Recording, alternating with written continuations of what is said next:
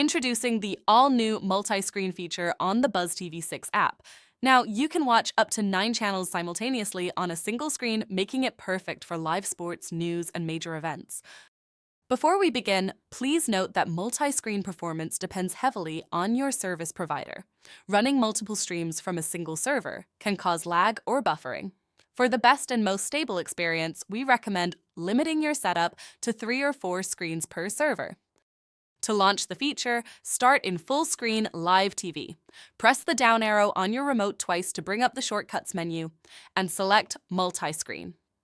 Once you are in the multi-screen view, press the OK button on your remote to bring up your control options.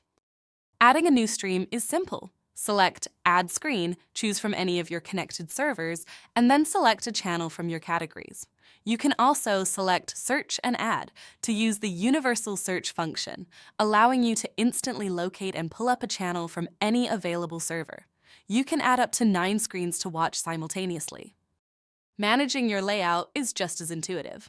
If you want to change the stream on a specific window, highlight it, bring up the menu, and choose a replacement channel.